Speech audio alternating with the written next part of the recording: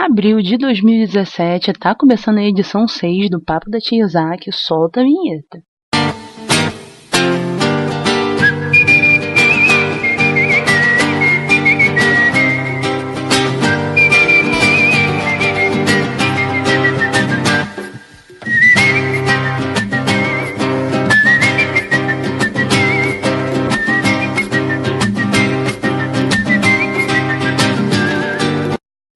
E aí, estamos ao vivo para todas as 52 terras com o Papo da Tia Isaac, o seu programa de nerdices e comentários aleatórios do Armadura Nerd. E hoje é aquele dia maravilhoso da gente falar sobre Ghost in the Shell, o filme que virou a internet ao avesso, mas acabou sendo muito mais interessante do que eu imaginava. Então senta aí, pega a pipoca, lembrando que vai ter spoiler ao longo do episódio. Então, se você já viu o filme ou não se incomoda com spoiler, vem comigo. Primeiro de tudo, o filme é esse monstro todo que a mídia falou aos 4 ventos? Não. A mídia, como sempre, foi muito sacana nesse sentido, e isso rendeu uma conversa de dias entre eu e o Waka. Começou no cinema, foi para os animes, depois para sociologia, para política, para geografia, e foi muito legal, porque expandiu a minha experiência de uma forma que eu não esperava, me fez refletir, e eu gosto demais quando essas coisas acontecem. Assim, eu assisti Ghost in the Shell uns dias depois do lançamento, primeiro porque, né, din-din é preciso, e porque acabou virando um hábito meu de ver os filmes depois da estreia, e agora eu até gosto disso. Dá tempo da poeira baixar, eu posso ir sozinha, pegar uma sessão tranquila, e voltar matutando minhas ideias quietinha e tal. E também porque depois da experiência frustrante de ter ido assistir Sansei, a Lenda do Santuário acompanhada, eu nunca mais quis ir ao cinema com alguém. Desde o começo eu estava muito preocupada e ansiosa com o que eu ia ver em Ghost in the Shell. Não só pelo lado fã de anime que não queria ver de jeito nenhum outro Dragon Ball Evolution, mas porque tinha ao lado Tiete em jogo, então quando eu vi todo mundo sentando tamanco no filme, eu fiquei, meu Jesus do céu, só falta queimarem o Rupert Sanders vivo, será que tá tão bosta assim, meu pai? Foi tenso.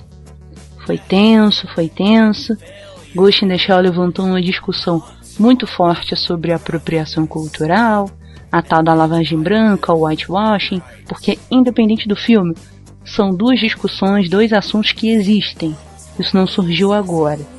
Aí, escolheram uma das minhas atrizes favoritas para o papel principal e pronto, ferrou tudo, porque eu defendo sim certas causas, certas questões, mas aí eu ficava pensando, como é que eu vou julgar, assistir e analisar esse filme de uma forma objetiva depois de terem feito isso? E se tava ruim, com certeza ainda podia piorar. A espera foi super angustiante, porque eu tenho a ideia maravilhosa de ler todos os artigos que eu consegui sobre um filme que eu tô a fim de ver, e pior ainda, ler comentário em rede social para ter uma noção de como tá o termômetro do público. E depois desse filme, eu nunca mais quero fazer isso em toda a minha vida, e eu estou querendo viver bastante tempo. Manipularam as notícias de Ghost in the Shell. Aí chegou a semana antes do lançamento, eu sabia que ia começar a pipocar esses reviews adiantados e eu fiquei, não, chega, acabou, já sofri o suficiente. Detalhe, eu odeio esse negócio de review adiantado porque tá matando a alegria e o prazer da galera ir ao cinema, de sentar pra ver uma série, um anime, de comprar um game. E eu até incentivava os nossos leitores de pegarem reviews de outros sites, os nossos reviews, mas sempre tirar as próprias conclusões, porque é isso que importa. Nada adianta você assistir uma série com a opinião do outro, você tem que assistir para tirar a sua própria opinião. Mas do jeito que tá, nem isso eu recomendo mais. Eu garanto sim a sinceridade, a qualidade dos textos, dos reviews do Armadura Nerd e só. O resto eu não coloco mais a minha mão no fogo. Agora todo site quer ser o primeiro a falar de filme X, Y, e fica claro que todo mundo escreve na pressa, de forma tendenciosa, só para pagar de estamos aqui fazendo jornalismo para vocês. Preguiça, preguiça, preguiça, me dá preguiça disso. Por isso eu até fiquei imensamente feliz da Paramount ter embargado os reviews de Ghost in the Shell para eles só saírem na véspera da estreia, e eu queria sinceramente que todos os estúdios começassem a fazer isso. Mas por que, Bruna? Você vai me perguntar. Porque se você lê um review tendencioso antes de ver o filme, é inevitável. A tua cabeça vai pro cinema dentro daquela visão do review e você perde a chance de curtir um filme maneiro, como eu tenho certeza que muita gente fez nesse caso. Ainda assim, eu fiquei bem animada, porque apesar da polêmica eu queria assistir, tirar as minhas próprias conclusões e entender a mensagem que o estúdio, que o diretor, que todo mundo queria passar com esse filme. E não, Ghost in the Shell não é o Matrix da nova geração, que nem saiu numa revista gringa por aí, e eu tenho certeza que até muita gente falou isso. Na real, Ghost in the Shell inspirou Matrix. Você pode ver, coloca lá na Wikipédia, no IMDb. Um foi lançado em 95 e o outro foi lançado em 98. Só uma coisa que disseram é verdadeira. O filme se apoia muito no visual. E não teve live action de anime até hoje que tenha investido tanto nessa parte. E dificilmente, eu não vou dizer impossível, porque impossível é uma palavra muito forte para a vida, deve ter algum que repita essa performance por daqui a um tempo. Talvez Full Metal Alchemist, mas ainda assim. A sequência de abertura é linda, tem uma estética incrível e me pegaram de surpresa. Eu até tinha escrito no Armadura Nerd que a trilha sonora seria do Clint Mansell, o gênio por trás das trilhas de Cisne Negro, Mass Effect 3, mas eu não sabia que tinha envolvimento do Lorne Balfe. E Lorne Balfe, cara, ele é um compositor super conceituado, já fez as trilhas de Sherlock Holmes, Megamente, Lego Batman Filme, Call of Duty Modern Warfare 2, vários jogos da série Skylanders e de Assassin's Creed Revelations e 3, que é de onde eu conheço ele junto com Jasper Cade. E eu me apego muito a esses detalhes porque eu também gosto muito das trilhas de Assassin's Creed. Mas, fica por aí, que eu vou pro intervalo ligeiro, e na volta a gente continua esse mergulho profundo nessa nerdice. Você que é fã dos jogos de luta, jogador amador ou mesmo profissional, não pode deixar de conhecer o Counter Hit, o seu lugar para ficar em dia com tudo do mundo das pelejas. Entrevistas, notícias, tutoriais, avisos de eventos, links de streamings, é a união da comunidade brasileira para sempre fortalecer o nosso cenário. Acesse counterhit.com.br e boa jogatina! Estamos de volta, bora continuar falando. Dessa vez sobre o ritmo do filme. Os primeiros 40 minutos de Ghost in the Shell eu achei que ficou meio corrido demais, porque eu queria curtir o visual, queria entender a história, só que tava avançando um pouco rápido para eu conseguir fazer tudo isso ao mesmo tempo.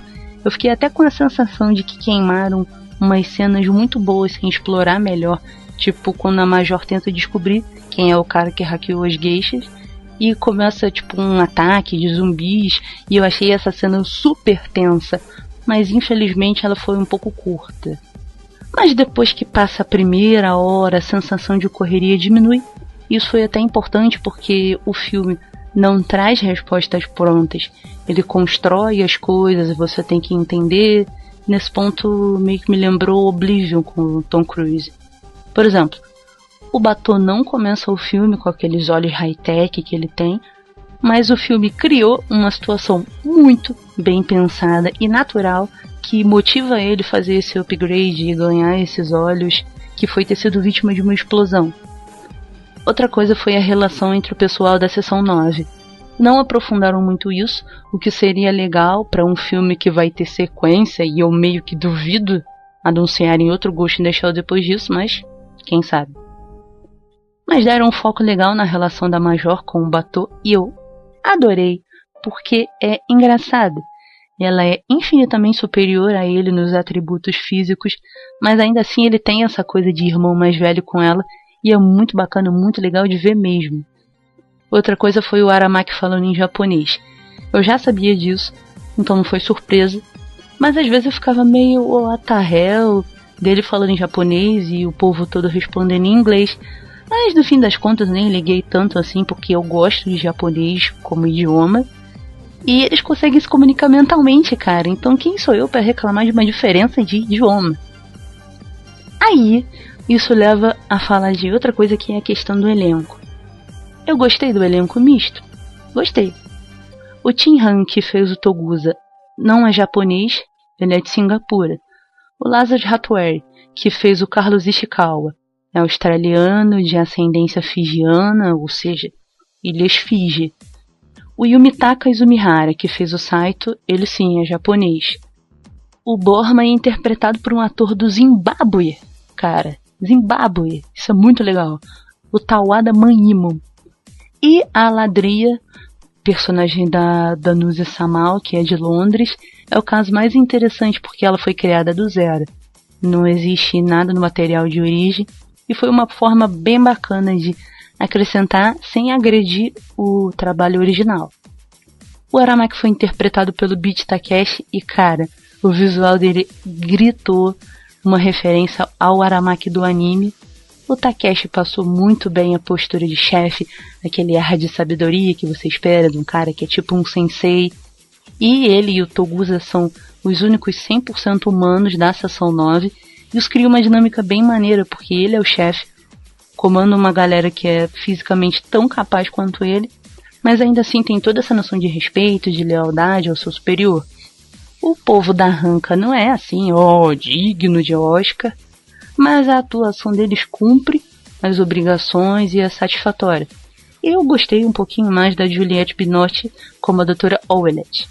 O Cutter foi interpretado pelo Peter Ferdinando e é aquele típico executivo branco sem escrúpulos, um clichê monstro, mas que foi um mal necessário para esse filme. E o Pilot Ashbaek ficou incrível como Batou. Ele tem todos os traços físicos do personagem, e quando eu penso num cara que é o braço direito da Major, eu penso em alguém com a presença dele. Fora que ele trabalhando com ela sem interesse romântico é uma ofensa a essa sociedade que romantiza até relação abusiva, e eu adoro. Tem mais que ofender mesmo. O Michael Pitt, que fez o Hideo Kaze, mandou super bem também. Ele foi uma fusão de traços do Homem Riso e do Mestre das Marionetes, então ficou sofrido, misterioso, o que não acontece na história de origem dele. Ficou um lance meio bizarro, mas legal. E aqui vale o parêntese, já que os sites não quiseram explicar. O Hideo Kaze original não é vilão. Na infância ele sobrevive a um grave acidente de avião, que é o mesmo da onde a Motoko sobrevive. Os dois passam por esse upgrade, e mais pra frente ele vira um membro da Individual Eleven, que é uma organização terrorista que faz o movimento de independência dos refugiados no Japão. O Hideo do filme é deveras interessante porque, ele tem realmente essa ligação pessoal com a Major, que deixa ela na desconfiança de que ele pode estar realmente falando a verdade. 2. Ele é o chamado Hacker Ultimate, igual o Homem Riso, o que permite ele chegar até a Major. E 3. Ele tem toda essa raiva da Ranka Robotics, porque é um traço do Mestre das Marionetes. Ele é criado e depois dá uma louca nele, e ele fica com essas tendências psicopatas assassinas.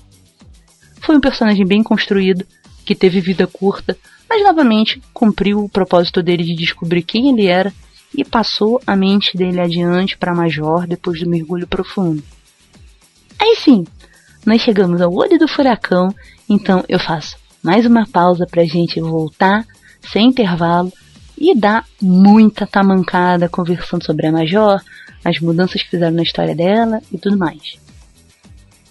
Quem disse que mulher não manja do mundo nerd, meu povo? Com a Gisele Henriques você fica por dia das notícias sobre games, TV, cinema, tem podcast pra se divertir e todas aquelas coisinhas nerds que eu e você não vivemos sem. Acesse agora giseleenriques.com e divirta-se. Voltamos! E eu já digo de cara, o roteiro driblou de uma forma muito bem sacada toda a polêmica racista. E eu digo isso de forma até engraçada porque o que eles fizeram tem todo sentido e não ficou fora do contexto. Eu peguei um spoiler, sei lá, acho que um mês antes do filme, então eu já sabia o nome da Major, Mira Killian. Eu fiquei toda, meu Deus do céu, Berg, mudaram a etnia dela e agora vão mudar o nome? Isso ficou me perturbando o filme todo até vir uma resposta.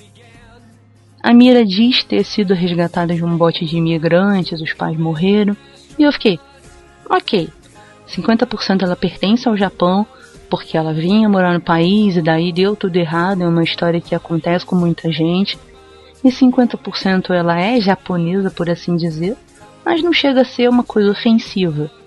Só que mais pra frente ela começa a ter vários glitches na memória, e ela descobre que essa memória dela ter sido resgatada foi implantada pela Hanka e eu fiquei, oxi, eu fui de brada, então qual é a real dessa história? Aí tem a cena mais desconfortável pra mim, que é onde o Cutter conversa com a Owlette sobre matar a Major e ela tá bem ali sentada na sala ao lado, sendo reparada.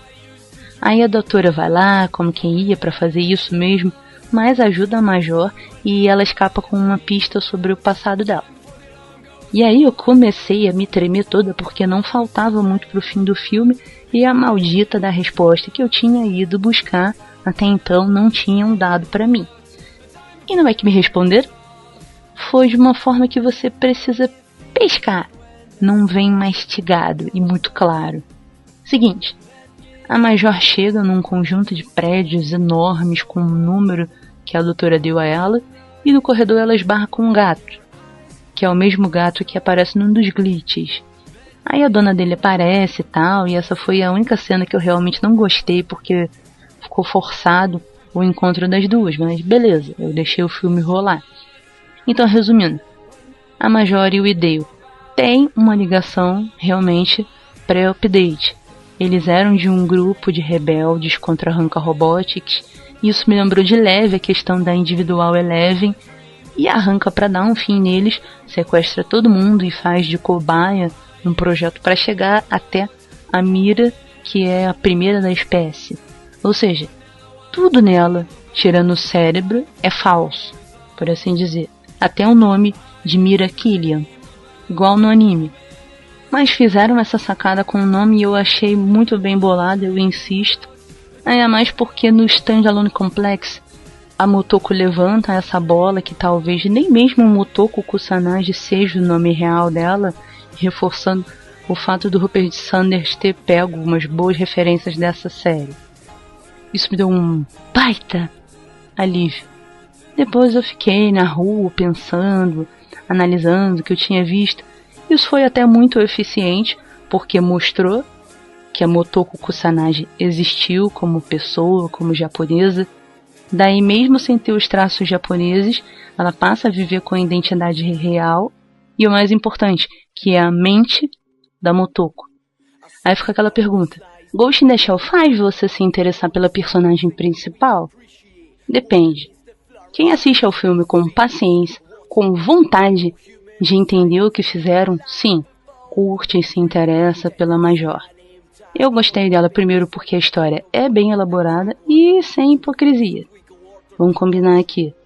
Se fosse com uma atriz japonesa, eu me engajaria, eu me interessaria, ficaria tão histérica assim? Não sei.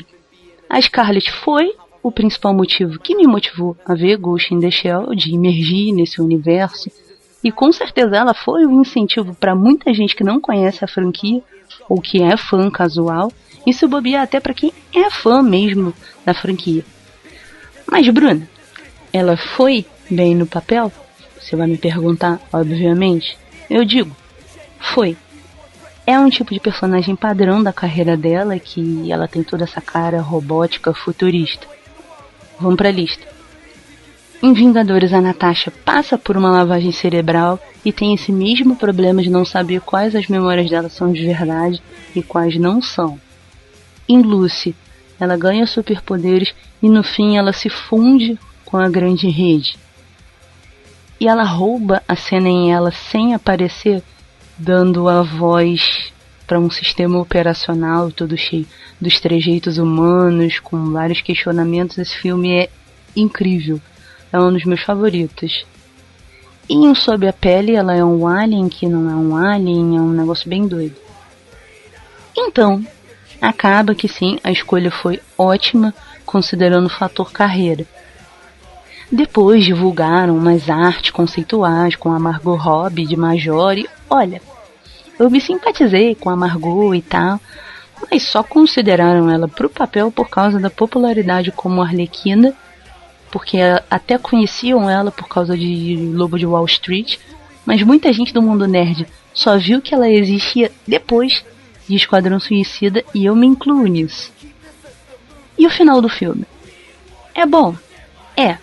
Mas de novo, eu só vi isso depois de sair do cinema, porque eu entrei com muita coisa na cabeça, uma agitação e tal.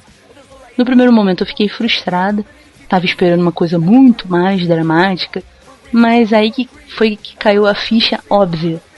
Como é que você adapta uma história gigante, em profundidade, em quantidade de material, de assunto, de temas, para um filme de 2 horas?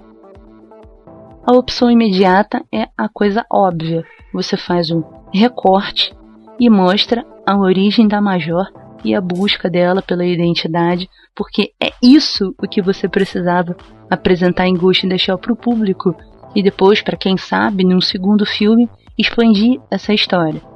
Você entende como ela começou, como ela chegou ali, mas você sente e percebe que aquilo não termina ali. No universo original de Ghost in the Shell, a Terra passa pela Terceira e Quarta Guerra Mundiais. A noção geográfica de hoje, na vida real, em 2017, é totalmente mudada. A história foca no Japão, sim, mas dá destaque para a China, Estados Unidos, Coreia, México e a República de Siak, que é um meio termo geográfico entre Singapura e Indonésia. E refletiram isso no elenco, conforme eu mostrei. Singapura tá aí pra não dizer que eu tô falando bobagem. Mas aí você deve estar pensando, Bruna, então você tá defendendo o racismo da Paramount? Não, até porque não foi. Foi uma ideia mal explicada? 100%. Mas racista, do jeito que todo mundo fala por aí? Não. A mídia faz isso. Essas distorções, essas loucuras, essas coisas. É só ver o que fizeram com Rogue One. Meteram a bota nesse filme por meses por causa da questão de refilmagens, de mudarem cenas, condenaram antes mesmo da estreia, e no fim Rogue One não só era muito bom, mas foi um baita sucesso. E outra, tem o problema racial na Ásia. O povo de lá já fica todo atravessado quando alguém pensa em pegar uma chinesa para ser uma japonesa, por exemplo. Tipo, fizeram com Memórias de uma Geisha e falam isso até hoje. Aquele negócio de japonês é tudo xerox. E tem guerra da Ásia com a Ásia. A Guerra Civil Japonesa, Japão atacando a Mongólia e a Austrália na Segunda Guerra Mundial, a Guerra Sino-Japonesa entre Japão e China, os 2 maiores mercados para Ghost in the Shell, as guerras do Vietnã, Coreia. Então, como é que tu faz um filme para andar nessa linha fina? Se você pega uma atriz japonesa, talvez o filme não seja tão bem recebido na China. E não faturar na China é sentença de morte para qualquer filme. Vide, por exemplo, o caso ao contrário de Velozes e Furiosos 8, que teve um boost na bilheteria, recorde, superou os números até de O Despertar da Força, porque a Universal Pictures fez o lançamento simultâneo em 63 mercados e na China. Mas se você faz o contrário, você ofende o Japão e vamos combinar que fica feio pra caramba porque a história de origem é japonesa. Aí você pensa que trocaram o ancião de Doutor Estranho pela Tilda Swinton, quando o original é um homem do Tibete. Existe um conflito de décadas entre China e Tibete, desde 1950. Aí a escolha do Ghost in the Shell, que a gente aqui no Ocidente achou que era racista, acaba sendo neutra, mercadologicamente bem pensada e até sensível, porque ela dribla pelo menos teoricamente, uma discussão à la Memórias de uma Geisha. Pode ver que a reação dos japoneses ao filme foi muito diferente. A bilheteria na China foi muito maior do que se podia ter esperado. Ou a la Speed Racer, que não é só o Speed Racer americano que existe, tem uma versão coreana, onde trocaram a nacionalidade do garoto, que originalmente é japonesa, e rendeu o mesmo feedback polêmico estilo Memórias de uma Geisha. A gente precisa entender uma coisa: os filmes são lançados em dezenas e dezenas de mercados e eles precisam ter um conjunto versátil para se adaptar a esses mercados com um único material. Às vezes editado aqui e ali, com uma diferença de um país para o outro, mas é um único material. Mas como treta pouca é bobagem, tem um agravante fora dessa questão de entretenimento. Nos Estados Unidos tem muita diversidade racial, latinos, brancos, negros, mas também sobra racismo e xenofobia. Então a visão deles nesses casos fica ainda mais embaçada, mais difícil de você conciliar. Até o Brasil não é santo nessa conversa. Primeiro, o brasileiro não tem nem que se meter nessa discussão. O material de origem é do Japão, o filme é americano, então se tem alguém que tem que entrar na discussão é Japão e Estados Unidos. Ponto. Mas a gente tem essa mania de se intrometer no problema dos outros. É mais fácil a gente encarar essas coisas do que o racismo, os bairrismos e os regionalismos que existem no Brasil e que vivem dando confusão todo dia. Por que a gente não discute o Aqui é Brasil de Velozes e Furiosos 5? Que isso sim é uma discussão que 100% interessa ao público brasileiro. Uma crítica que fizeram é de Ghost in the Shell ser muito superficial nos assuntos que ele aborda. Eu fiquei 50-50 nessa parte. 50 não dá pra negar, realmente dava pra aprofundar sem ficar muito maçante, mas 50% volta naquela outra questão. Como é que você faz isso em 120 minutos? Ou então, tem necessidade de fazer isso? É o seu interesse? É o seu foco fazer isso? Quem conhece Ghost in the Shell viu que tiraram do anime, e foi muita coisa, teve muita referência. Quem não conhece muito ou não conhece nada, ficou na curiosidade, e eu falo nesse caso por mim mesmo. Eu já conheço a franquia há anos, mas não consegui assistir nem me simpatizar muito com a história, porque eu achava meio complexo, meio dark demais, e é mesmo. Ainda mais para quem foi criado à base de Dragon Ball Z e Sansei, que é outra coisa completamente diferente. Mas eu saí do cinema com uma lista de coisas para pesquisar. Tô pensando de finalmente pegar o Standalone Complex para assistir, que é uma coisa que eu quero fazer há tempos, desde antes do filme ser lançado. E aí? E se eu me intimido com essa caça às bruxas que o pessoal fez? E se eu faço uma de Maria vai com as outras? Quando você entra numa dessas, você tá até impedindo que as outras pessoas virem fãs da nerdice que você tanto gosta, mas só aceita que as pessoas comecem a gostar do mesmo jeito que você ou do jeito que você acha certo. Gente, gostar é gostar, não tem fórmula pronta. Você começa do jeito que começar, continua do jeito que tiver que continuar. O importante é você gostar daquilo, ponto. O filme não vai ganhar 20 estatuetas do Oscar, mas quando que um live action de anime ganhou? Essa mania na internet de olhar as coisas pela perspectiva do hate, do copo meio vazio, tá tirando a graça da situação toda. Você vê um filme pensando do que ele podia ter sido e não do que ele foi. Então sim, Ghost in the Shell me divertiu, embalou, teve ação e levantou uma listinha de assuntos muito interessantes, tipo consenso.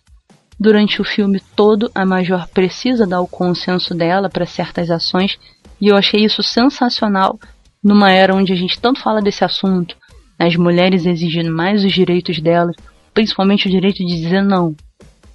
A liberdade de expressão, que vai até de encontro a essa questão dos sites e da mídia, que manipularam a informação tudo pelo interesse dos cliques e dos views. E ninguém se interessou em criticar pela sinceridade, só pelo marketing da polêmica. E eu falo isso com toda a segurança do mundo porque eu sou publicitária. Então, cara, um publicitário sente o cheiro dessas coisas de longe. Outro exemplo é a própria Origina Motoko no filme. Ela era desse grupo rebelde e aí chegou alguém maior e subjugou todo mundo. Então é aquilo. Até onde é que você tem liberdade? Você é livre porque você quer ou você é livre porque deixam você ser? O motivo do jornalismo ruim são os sites com conteúdo ruim ou é o internauta que dá view e dá clique para o conteúdo que ele tanto reclama? Aí tem a confiança, que é outro assunto que vive sendo debatido nesse mundo cheio de amigo que é amigo quando precisa de você, mas se você inventa de precisar deles, o que acontece? Some todo mundo, tá todo muito ocupado, liga depois, a gente tem que combinar e tal. E o avanço da tecnologia e como a gente lida com isso. Células tronco, nanotecnologia, carro elétrico, impressora 3D, celular que é mais moderno que o computador. Como é que a gente está lidando com isso? Do jeito que a gente está usando isso, essas coisas podem se virar contra a gente? Já estão se virando contra a gente? Em parte sim. Você vê aí o anonimato da web, os crimes que a internet causa e incentiva, as leis que estão paradas no tempo e não acompanharam essa mudança, o ódio e a covardia nos comentários do Facebook, do YouTube, a influência dos youtubers que muitas vezes essas pessoas não têm noção do poder que eles têm, dessa capacidade de estar se comunicando com milhões, ou às vezes até tem noção desse poder e se comunica de uma forma tendenciosa do mesmo jeito. Acabou que Ghost in the Shell me ensinou muito mais do que eu tinha previsto. E eu amei, eu me diverti demais. Os mais de 152 milhões de bilheteria global enquanto eu tô gravando esse episódio estão aí de prova que não são os bilhões de Star Wars, mas esse filme acabou se tornando se não for o live action de anime mais lucrativo. Pra você ter uma ideia, Speed Racer, o Speed Racer americano, teve quase 94 milhões de dólares de bilheteria global, mas o orçamento de 120 milhões, ou seja, deu prejuízo. Enquanto Ghost in the Shell teve orçamento de 110 milhões e tá com um lucro pequeno, mas tá com um lucro.